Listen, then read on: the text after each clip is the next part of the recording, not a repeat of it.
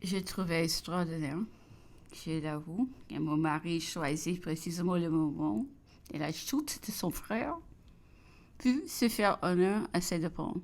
N'était-ce pas un orgueil mal entendu d'apprendre au public ce qu'il avait refusé à l'époque de son abdication, puisque tout ce qu'il avait eu dans sa vie, il le tenait de son frère?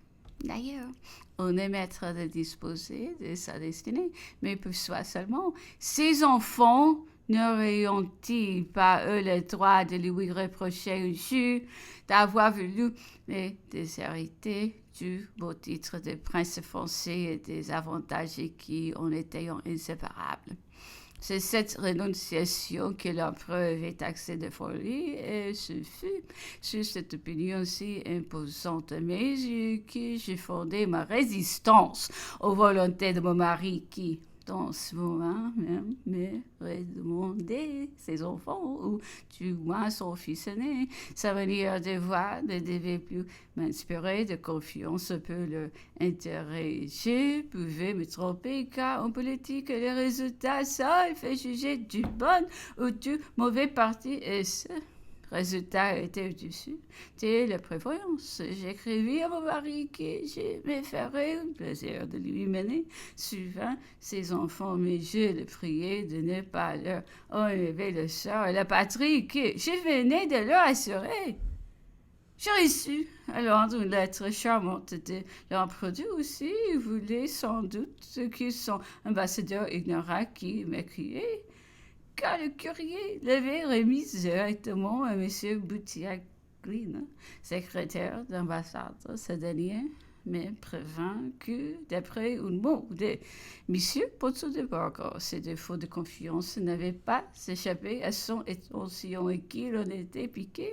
Aussi commença-t-il à craindre celle qu'il prenait devait protéger, et par la suite dut chercher à l'unir. Oui, l'exaltation causée par le retour de la paix faisait déjà placer à l'inquiétude. Personne n'était encore éteint, mais la manière de recevoir les uns, de mépriser les autres, de se voir que la classe privilégiée désormais serait celle d'un petit nombre d'abandons Vincent en unit-il à leur patrie ou armée contre elle l'espoir de la paix et surtout de la liberté avait fait accueillir les Bourbons, et l'existence de cette liberté était déjà compromise par divers actes de leur gouvernement. On se moquait de quelques vieilles messieurs qui prétendaient en faire revivre les princes ayant amusé à une petite guerre autour de Paris. C'était à qui tournerait en ridicule cette parodie de placer des tristes en sanglant événements dans la capitale gémissait encore. Le duc de Paris croyait pas des brusqueries imiter la gravité sévère de l'empereur, et il n'existait que ces mécontentements. Plus le gouvernement perdait de la confiance, plus il devenait défiant et commettait des fautes. L'impératrice Marie-Louise, à qui j'avais beaucoup vanté les eaux de son savoir, venait d'obtenir l'autorisation de s'y rendre qu'en sujet d'inquiétude pour la police et pour la Cour de France que ce voyage d'une femme qui semblait les menacer de reprendre ce qu'elle n'avait pas sous-conservé. Je ne vais pas cacher mon projet de rejoindre mon frère à Aix. Monsieur Boutiaglina m'avertit que cette réunion paraissait suspecte à la Cour de France. Monsieur de Blacasmem, ministre du roi, lui avait dit qu'on me verrait avec plaisir renoncer à ce voyage et donner une preuve du soin que je m'étais à ne pas inquiéter les Bourbons. J'ai consenti aussitôt à ce qu'on voulait et j'écrivis à mon frère que j'irai à Plombières avant mon départ. Madame de Staël et Récamier demanderont venir me remercier des soins que j'avais pris pour le rappel, et que mes démarches ont été sans succès près de l'empereur. Elles nous étions pas moins reconnaissantes. Elles arriveront le matin avec le prince Auguste de Prusse. Madame de Staël me questionna beaucoup sur l'empereur, parla d'aller les voir à l'île d'Elbe et voulut connaître en détail tout ce qu'il m'avait dit sur elle.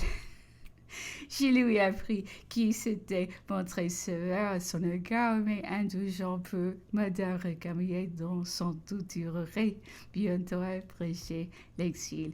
Elle ne peut s'empêcher de paraître flattée de cette différence et s'empressa d'appeler son ami pour lui raconter ce qu'elle venait d'entendre. Ce fut avec tant d'emphase qu'elle semblait lui dire « Vous n'êtes qu'un enfant !»